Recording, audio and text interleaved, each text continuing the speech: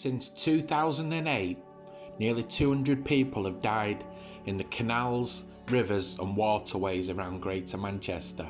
Most of them ruled suicides or tragic accidents, but many people feel it's the work of a pusher, a serial killer, person stalking the canals of an evening, hurting men, young men, and pushing them into canals where they die.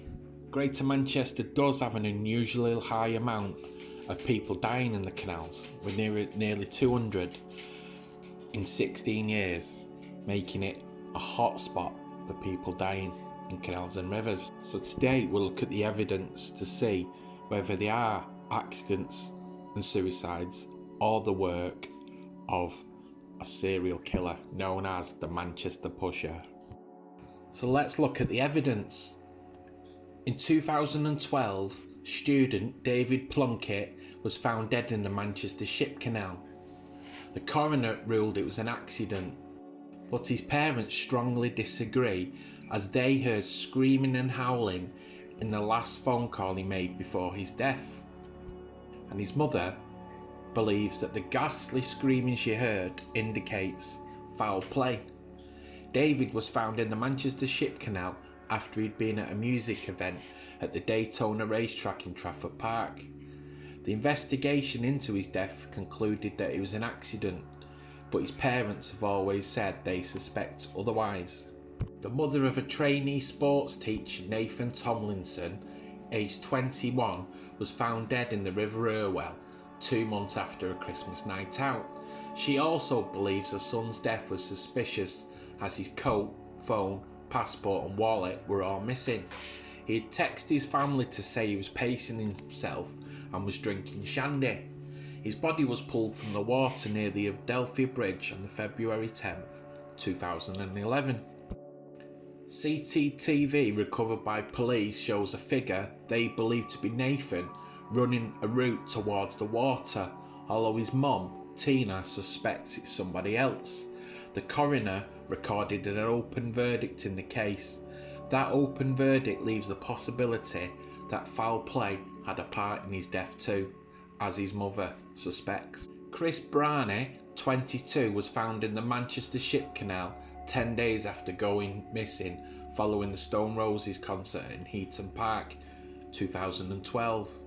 His parents were told after an inquest that they may never know how their perfect son had died. Police were partly able to piece together his final journey through CCTV from the city centre. He's seen arriving by tram at Manchester's Victoria Station and slowly working his way down to the Riverside Walkway near the Sentry buildings. It's implicated that this is where he ended up in the water. Suvik Pal, 18, who was studying product design engineering at Manchester Metropolitan University, had only been in the city for a matter of months. He'd been ejected from a New Year's Eve party at the warehouse project in Manchester and was last seen outside. 22 days later, his body was found by police divers in the Bridgewater Canal. Suvik had taken drugs.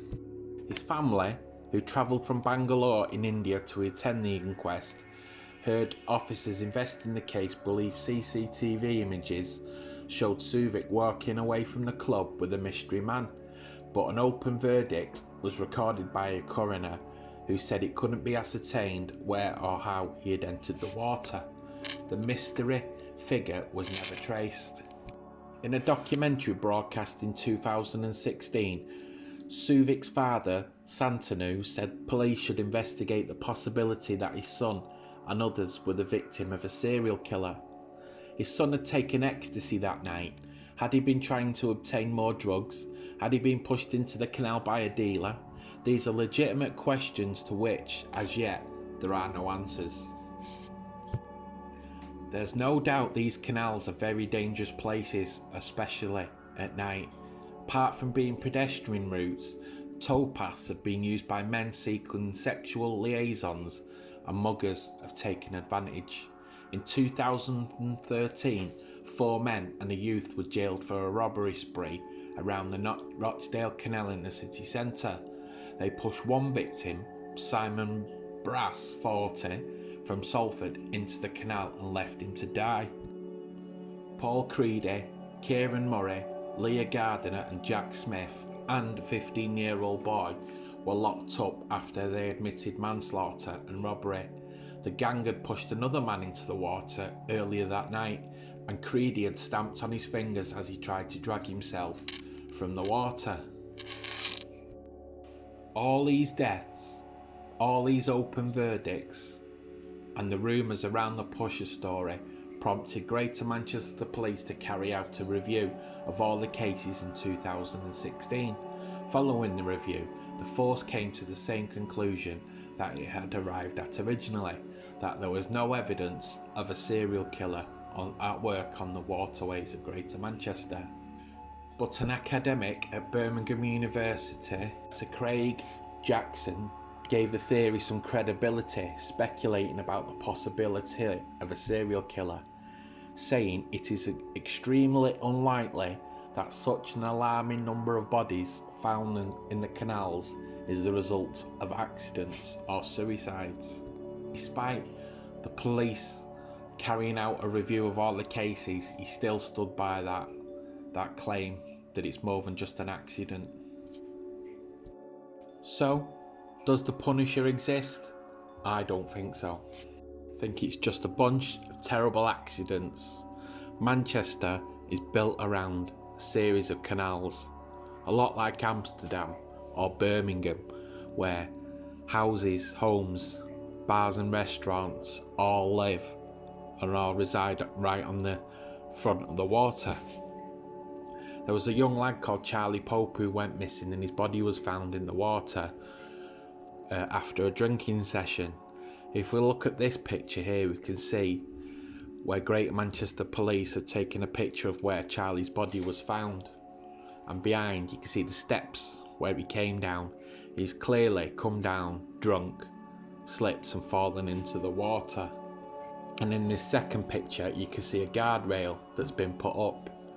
That small piece of metal, those 3 lateral bars, would have saved his life that night.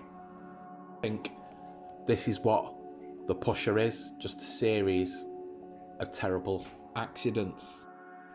And I don't think it's a coincidence that all the victims are male. In all these kind of accidents, whether along the canal or right across the board, men are always overrepresented. Men are always risk takers, always prattling about and showing off, more likely to climb on the lock gates to impress a woman than a woman likely to climb on the lock gates to impress a man. They're more likely to walk alone at night, and a lot of them nip down there for a piss when the clubs and pubs are shut. They will run down there, whap it out and have a wee, whereas a woman is a lot less likely to do it, and certainly not likely to do it into the water, more up a wall or in a bush. Those that own parts of the canal in the area and those that manage the area, like the Bridgewater Canal Company and the Canals and River Trusts, are members of the Manchester Water Safety Partnership, and they are doing what they can to improve safety around the area, putting in lights, barriers, Amsterdam style ladders so people can climb out when they've fallen in and things like that. So we should see a reduction in numbers over the years.